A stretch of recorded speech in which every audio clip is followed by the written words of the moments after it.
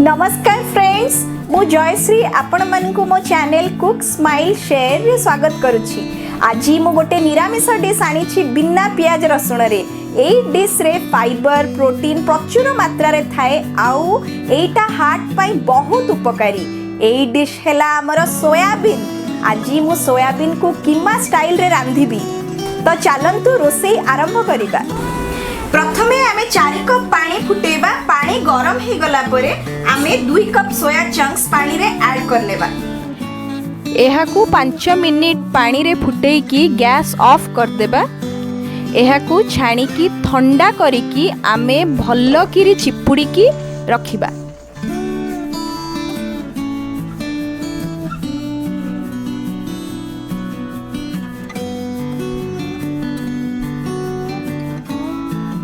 एबे आमे सोयाबीन को ग्राइंड करने बा।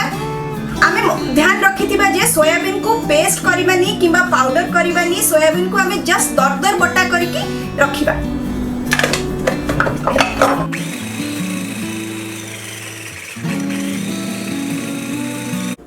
एबे आमे सोयाबीन जोडा ग्राइंड करछे दरदर ग्राइंड हेछि सोयाबीन ताको साइड रे रखि की मसला रो प्रस्तुति करिबा। मसला प्रस्तुति करिया पई आवश्यक सामग्री गुडी कहला आमे नबा 3टा बड़ टमाटो, 1 टेबलस्पून नडिया कोरा, 1.5 टेबलस्पून धनिया गुंड, 1 टेबलस्पून जीरा गुंड, 1 inch ginger, 1 tablespoon Kashmiri chilli गुंड आउ ग्राइंडर रे ए सबु मिक्स करके ग्राइंड कर दबा।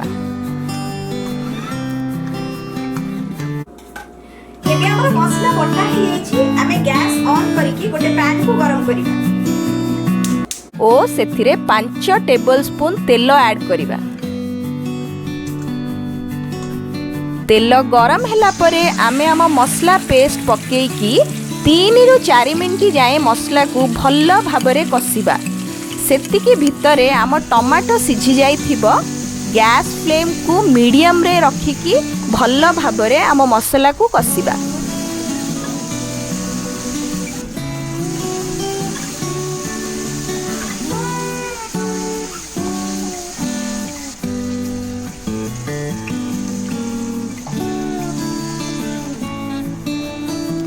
आमे एबे 1 टेबलस्पून लूण आउ 1 टीस्पून हळदी ऐड करिबा।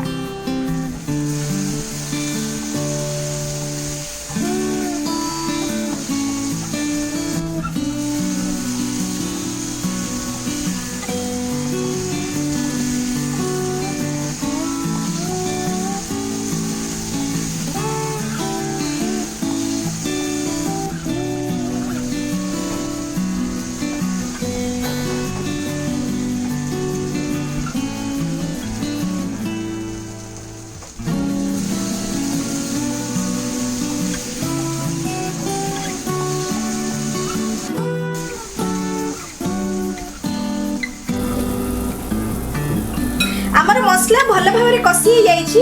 एबे आमे हमर सोयाबीन को मसला सहित ऐड कर नेबा आउ भल्लो भाबरे मसला सहित मिक्स करि नेबा। मु ग्रीन पीस आउ 2टा कंचा लंका ऐड करिछि। लंका लूण आउ पानी आपण स्वाद अनुसार रे ऐड करि परिबे। एहा तरकारी को बढ़िया कलर आउ फ्लेवर ऐड करि थाए। आमे एहा को 2 मिनिट जाय कुक करिबा। मु टिके बहलिया ग्रेवी रखिछि परोठा सहित खाइबा पई। 2 कप पानी ऐड करिकी एहा को कवर करिनेबा आउ 3 रु 4 मिनिट जाए फुटिबा को देबा।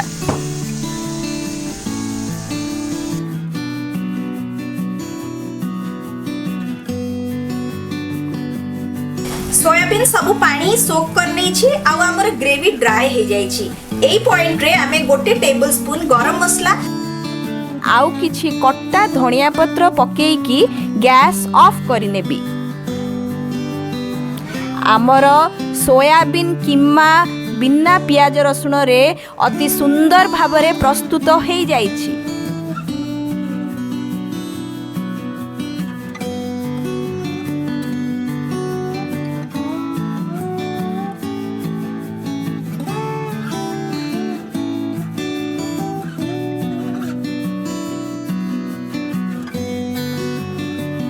जदि आपणको मोर ए डिश भल लगिला तेबे लाइक कमेंट और सब्सक्राइब करने को भूलिबे नहीं। आशा करुछि आपण माने ए डिश बने कि निज फैमिली और फ्रेंड्स को सहित निश्चय शेयर करिवे। रहिली नमस्कार।